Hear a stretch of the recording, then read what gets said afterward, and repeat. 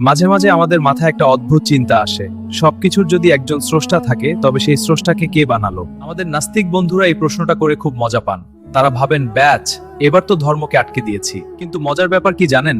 এই প্রশ্নটা করা আর একজন অবিবাহিত লোকের স্ত্রীর নাম জিজ্ঞেস করা দুটোই সমান বোকামি। চলুন মূল আলোচনায় যাই।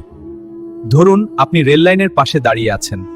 আপনি দেখলেন একটি বগি যাচ্ছে, তার সামনে আরেকটি বগি, তার সামনে আরেকটি। আপনি প্রশ্ন করলেন, এই বগিটাকে কে টানছে? উত্তর, সামনের বগিটা।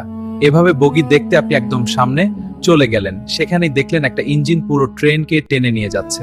এখন যদি আপনি প্রশ্ন করেন এই ইঞ্জিনটাকে কোন বগি টানছে, তবে মানুষ আপনাকে পাগল বলবে, কারণ ইঞ্জিনের কাজ হলো অন্যকে টানা, কিন্তু নিজে চলার জন্য তার কোনো বগির দরকার হয় না। মহাবিশ্বের সব বগিকে বা সৃষ্টিকে একজন ইঞ্জিন বা স্রষ্টা অস্তিত্ব দান করেছেন। সেই ইঞ্জিনকে যদি অন্য কেউ টানতো, তবে সে আর ইঞ্জিন থাকতো না, সেও একটা বগি হয়ে যেত।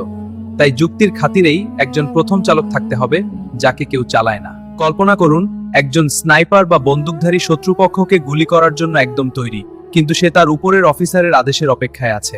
সেই অফিসার আবার তার উপরের অফিসারের আদেশের অপেক্ষায়। এভাবে যদি আদেশের সিরিয়াল অনন্তকাল ধরে চলতে থাকে এবং শেষে এমন কেউ না থাকে যে নিজে থেকেই আদেশ দিতে পারে, তবে কি কোনোদিন গুলি বের হবে? যেহেতু মহাবিশ্ব সৃষ্টি হয়েছে, অর্থাৎ গুলি বের হয়েছে, তার মানে অবশ্যই লাইনের শুরুতে এমন একজন চূড়ান্ত আদেশদাতা আছেন যাকে কেউ আদেশ দেয় না। তিনি স্বয়ং সম্পূর্ণ। আধুনিক বিজ্ঞান আমাদের এই প্রশ্নের উত্তর আরো সহজ করে দিয়েছে। সময়ের ফাঁদ, দ্য ডাইমেনশন অফ টাইম। বিজ্ঞান বলে, এই মহাবিশ্ব যখন সৃষ্টি হয়েছে তখন একই সাথে তিনটি জিনিস সৃষ্টি হয়েছে: সময়, টাইম, স্থান, স্পেস, এবং পদার্থ, ম্যাটার। এর আগে সময় বলে কিছু ছিল না। স্রষ্টা যেহেতু মহাবিশ্ব বানিয়েছেন, তার মানে তিনি সময়েরও ঊর্ধ্বে।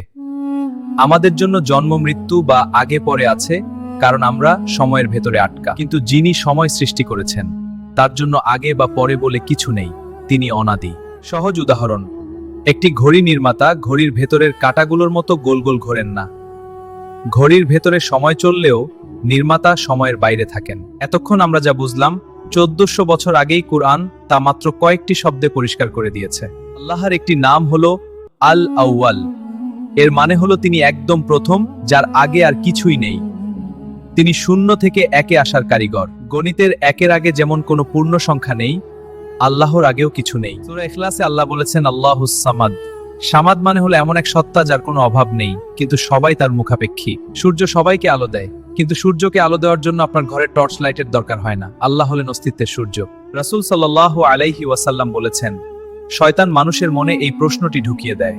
তিনি শিখিয়েছেন, যখন এমন প্রশ্ন আসবে তখন যেন আমরা বলি, আমানতু বিল্লাহি ওয়া রাসূলিহি, আমি আল্লাহ ও তার রাসূলগণের ওপর ঈমান আনলাম।